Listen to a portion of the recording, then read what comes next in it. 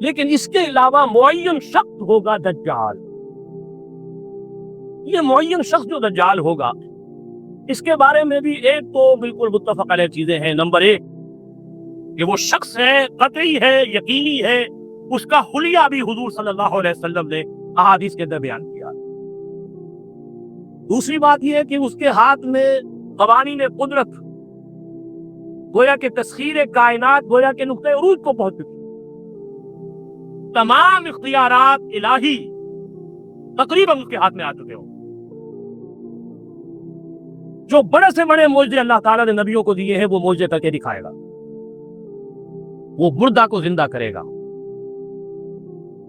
مردہ لوگوں کی افواہوں کو لے کر آئے گا، ان کی روحوں کو، اگرچہ جھوٹی روحیں ہوگی، وہ شیاطین جن ہوں گے جو ان کا بھیس بدل کر آئیں گے، لیکن یہ کہ وہ لوگوں سے کلام کریں گے. یہ اسپرچولیزم جو اپنی انتہا کو پہنچا ہوا ہے یورپ اور مغرب میں، یہ در حقیقت اسی کا ایک مظہر ہے. وہ کھلے بیابان کو کہے گا جہاں بالکل ٹیپیل جو ہے وہ صحرا تھا، وہ لوگ گلزار کر دے گا جب چاہے گا، جب چاہے گا، جہاں چاہے گا بارش برسائے گا. فاصلہ اس کے لیے بے معنی ہوگا. اس کی سواری وہ ہوگی کہ جس کے دونوں کانوں کے درمیان فاصلہ 80 ہاتھ کا ہوگا. یہ سارے جو آج آپ کی ٹیکنالوجی کی جو انتہا جا رہی ہے اور جدھر جا رہی ہے، اس کو اچھی طرح سمجھ گئی. آج سے 100 سال پہلے شاید انسان ان چیزوں کا تصور نہ کر سکتا. وہ کوئی سواری ایسی بھی ہو سکتی ہے جس کے دو کانوں کے درمیان کا فاصلہ جو ہے وہ 80 ہاتھ کا ہو. آپ کے یہ سارے جیٹس جو ہیں وہ کیا ہیں؟ ان کے رڈارز جو لگے ہوئے ہیں دونوں کہاں ہیں؟ اس کا ایک قدم اگر مدینے ہوگا تو دوسرا بیت المقدس میں ہوگا. اس کی آواز پوری دنیا میں سنی جائے گی. سنی جا رہی ہے کہ نہیں؟ یہ ساری قدرت، ساری قوتیں، تسخیر کائنات کلیتاً ایک آدمی کو چیر کر دو ٹکڑے کرے گا، دونوں ٹکڑوں کو علیحدہ کرے گا، ان کے درمیان چلے گا اور پھر ان دونوں کو جوڑے گا اور کھڑا کر دے گا. احادیث میں صحیح موجود ہے. سرجری جدھر جا رہی ہے بولے کہ نہیں کہ وہاں تک آدمی پہنچ جائے. فریز کر کے تو یہ معاملہ ہو ہی سکتا ہے، لیکن یہ کہ ابھی اگلا اور قدم کیا ہوگا کچھ نہیں کہہ سکتے. یہ چیزیں تو ہے متفق علیہ.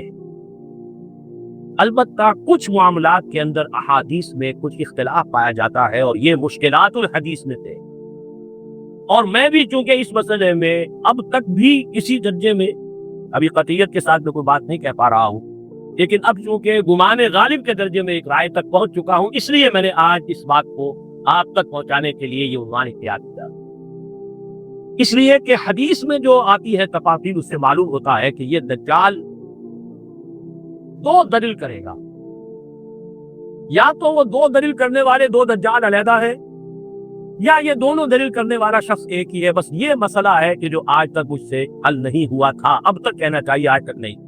اور یہ اس میں علماء سے بھی گفتگو ہوئی ہے، اور جن لوگوں نے اس مفہوم موضوعات پر اپنا وقت لگایا ہے ان سے بھی گفتگو ہوئی ہے، تو وہ بھی اس مسئلے کو حل کرنے سے تاحال قاصر ہے.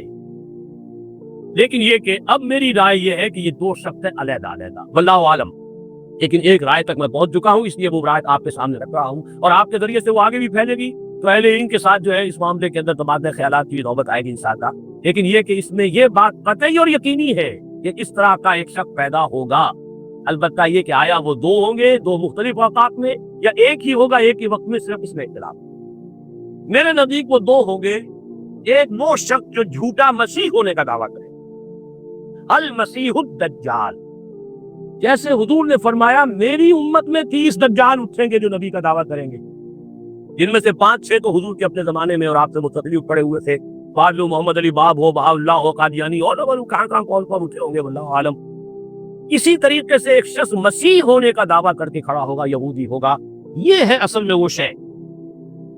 اور اس میں جو ان دونوں شخصیتوں کے مابین اگر کوئی ذرا سا اگر ابہام رہا ہے تو میں ایک حدیث بھی نوٹ کر کے لایا تھا، حضرت عبادہ ابن صامت رضی اللہ تعالیٰ عنہ سے ہے، الرسول اللہ ہے، انی حدثتکم عن الدجال حتی خشیت اللہ تقاتلوا.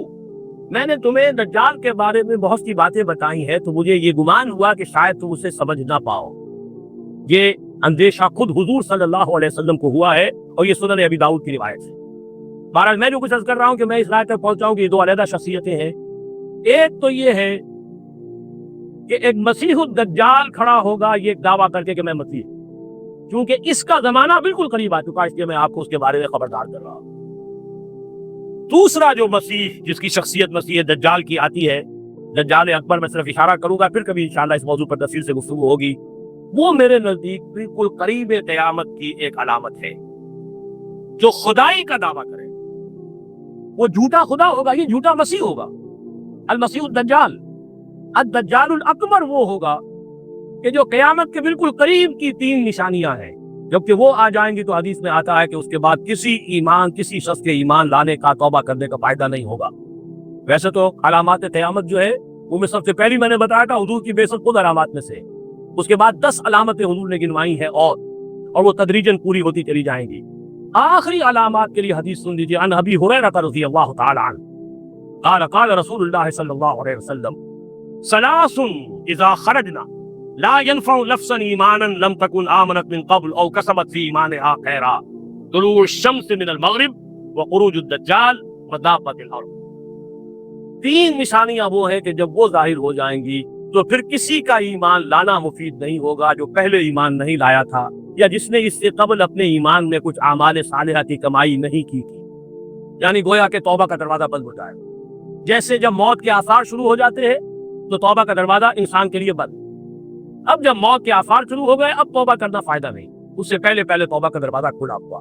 मालम यगरगर, जबकि वो मौत के आसार शुरू हो जाते हैं, घुंघरू बोलना शुरू हो जाता है, मालूम होता है क्या रहा, अब तौबा बेकार। इसी तरीके से पूरी नौ इंसानी के लिए तौबा का दरवाजा बंद होगा एक वक्त में आकर कि अब किसी के लिए तौबा नहीं, ईमान नहीं। और उसके लिए 3 अलामतें बयान हुई हैं, ये भी मुस्लिम शरीफ की रिवायत है।